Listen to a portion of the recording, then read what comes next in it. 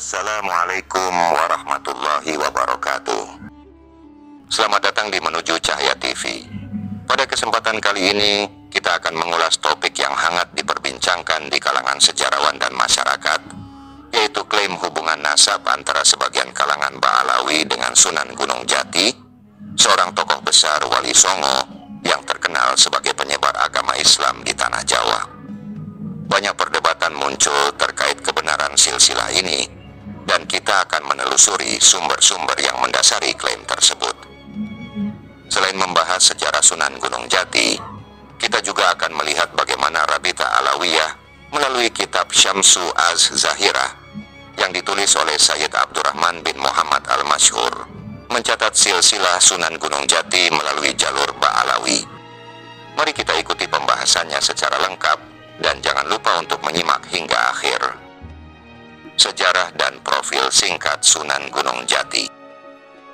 Sebelum membahas lebih jauh mengenai silsilah, mari kita mengenal lebih dekat siapa sebenarnya Sunan Gunung Jati. Nama asli beliau adalah Syarif Hidayatullah. Beliau hidup pada abad ke-15 hingga abad ke-16. Seorang ulama besar yang berperan penting dalam penyebaran Islam di wilayah Cirebon dan sekitarnya. Sunan Gunung Jati juga merupakan pendiri Kesultanan Cirebon yang menjadikannya tokoh sentral dalam perkembangan Islam di pesisir utara Jawa. Banyak catatan sejarah yang menyatakan bahwa Sunan Gunung Jati adalah keturunan dari Rasulullah Muhammad SAW melalui jalur ayahnya, yaitu Syarif Abdullah, yang berasal dari keturunan keluarga Arab. Namun hingga kini, sumber silsilah ini masih diperdebatkan. Salah satu sumber yang banyak diikuti oleh kaum Ba'alawi adalah kitab Syamsu Az-Zahirah yang menyebutkan bahwa Sunan Gunung Jati merupakan keturunan Ba'alawi. Klaim silsilah Ba'alawi menurut kitab Syamsu Az-Zahirah.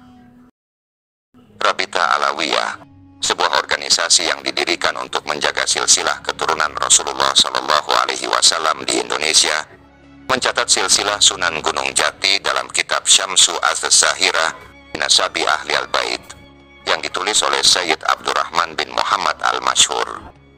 Menurut versi ini, Sunan Gunung Jati memiliki nasab melalui jalur Ba'alawi dengan urutan sebagai berikut. Pertama, Sultan Syarif Muhammad Hidayatullah Asmad Khan, dikenal sebagai Sunan Gunung Jati. Selanjutnya, Sultan Syarif Abu Abdullah Mahmud Umdatuddin Asmad Khan. Seterusnya, Sayyid Ahmad Ali Nurul Alam Asmad Khan. Kemudian Syekh Jumadil Kubra Sayyid Jamaluddin Husain Al-Akbar. Selanjutnya, Sayyid Jalaluddin Ahmad Syah Asmad Khan. Kemudian Sayyid Abdullah Asmad Khan. Dilanjutkan dengan Sayyid Abdul Malik Asmad Khan Al-Qasami. Kemudian Sayyid Alawi Amul Faqih. Seterusnya, Sayyid Muhammad Syahibul Mirbath. Berikutnya, Sayyid Ali Kholi Al-Qasam. Selanjutnya, Sayyid Alawi As-Sani. Kemudian Sayyid Jamaluddin Muhammad. Seterusnya, Sayyid Alawi Al-Awwal. Kemudian Sayyid Ubaidillah Abdullah. Dilanjutkan dengan Sayyid Ahmad Al-Muhajir. Seterusnya, Sayyid Isa Ar-Rumi. Kemudian Sayyid Jamaluddin Muhammad An-Naqib. Berikutnya, Sayyid Ali Uraidi. Dilanjutkan dengan Sayyidina Ja'far Ash-Shadi. Kemudian Sayyidina Muhammad Al-Baqir. Selanjutnya, Sayyidina Ali Zainal Abidin. Berikutnya, Sayyidina Husain. Dilanjutkan dengan Sayyidah Fatimah Az-Zahra. Dan akhirnya, Rasulullah Muhammad SAW. Versi ini mengaitkan Sunan Gunung Jati dengan keturunan Ba'alawi melalui garis keturunan dari Syekh Jumadil Kubra, yang juga menjadi salah satu nama penting dalam silsilah keluarga Ba'alawi. Mengapa klaim silsilah ini diperdebatkan? Meskipun kitab Syamsu Az-Zahirah memberikan urutan silsilah yang lengkap, klaim ini masih menjadi perdebatan, terutama di kalangan ahli sejarah dan peneliti nasab. Salah satu alasan utamanya adalah bahwa kedatangan Ba'alawi ke Indonesia baru terjadi sekitar abad ke-18, sementara Sunan Gunung Jati hidup sekitar 200 tahun sebelumnya. Perbedaan waktu yang cukup signifikan ini menimbulkan keraguan akan keterkaitan tersebut, terutama karena belum ditemukan bukti fisik atau dokumentasi yang lebih awal yang mendukung klaim ini. Para sejarawan berpendapat bahwa klaim ini mungkin muncul karena pengaruh dan reputasi Sunan Gunung Jati yang sangat dihormati di masyarakat Jawa. Menghubungkan diri dengan beliau dapat meningkatkan status sosial dan keagamaan dalam masyarakat setempat yang menghormati Sunan Gunung Jati sebagai salah satu tokoh besar penyebar Islam. Ada beberapa hal yang menimbulkan keraguan atas silsilah Ba'alawi yang diklaim menghubungkan Sunan Gunung Jati dengan garis keturunan Ba'alawi. Salah satu faktor utama yang menjadi sumber perdebatan adalah perbedaan waktu yang cukup signifikan antara kedatangan Ba'alawi ke Indonesia dan masa hidup Sunan Gunung Jati. Berdasarkan catatan sejarah, keturunan Ba'alawi baru tiba di Indonesia pada sekitar abad ke-18. Sementara itu, Sunan Gunung Jati diketahui hidup sekitar 200 tahun sebelumnya, yaitu pada masa awal perkembangan Islam di Jawa, sekitar abad ke-15 hingga 16. Selisih waktu yang panjang ini menimbulkan pertanyaan tentang kemungkinan keterkaitan silsilah tersebut. Selain itu, hingga saat ini belum ditemukan bukti fisik atau dokumen kuno yang mendukung klaim silsilah tersebut. Padahal silsilah keturunan yang diakui dalam tradisi Islam seringkali disertai dengan bukti-bukti tertulis atau manuskrip yang jelas untuk menjamin keabsahannya. Ketiadaan bukti fisik ini menimbulkan keraguan apakah klaim tersebut didasarkan pada sumber yang otentik atau hanya sekadar cerita turun-temurun. Perbedaan tempat asal juga menambah keraguan. Ba'alawi lebih banyak diketahui berasal dari Hadramaut di Yaman dan baru menetap di Nusantara setelah migrasi besar-besaran pada periode kolonial. Hal ini semakin memperbesar kemungkinan bahwa klaim silsilah tersebut adalah hasil dari pencampuran sejarah dan tradisi lokal yang ingin mengaitkan tokoh besar seperti Sunan Gunung Jati dengan keturunan Ba'alawi. Tak hanya itu, penulisan riwayat Sunan Gunung Jati dan Ba'alawi seringkali tidak konsisten. Beberapa sumber menampilkan versi yang berbeda-beda terkait asal-usul dan nasab Sunan Gunung Jati, sehingga membuat silsilah Ba'alawi yang diklaim tersebut semakin diragukan keasliannya. Lebih lanjut, perbedaan cara berdakwah antara Sunan Gunung Jati dan Ba'alawi juga menimbulkan tanda tanya besar. Sunan Gunung Jati dikenal menggunakan pendekatan budaya lokal dalam menyebarkan Islam di tanah Jawa.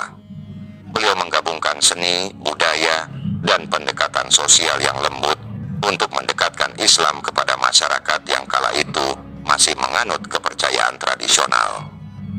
Pendekatan beliau sangat kontekstual dan menghormati kearifan lokal, sehingga masyarakat Jawa dapat menerima ajaran Islam dengan baik tanpa merasa terancam atau dipaksa. Sementara itu, metode dakwah Ba'alawi yang muncul belakangan cenderung berbeda, karena mereka membawa tradisi dari Yaman yang lebih berorientasi pada pendekatan keluarga dan komunitas tertutup. Keturunan Ba'alawi biasanya mendirikan tarekat dan majelis yang lebih bersifat eksklusif, dengan ajaran yang sering disampaikan hanya di lingkungan mereka sendiri.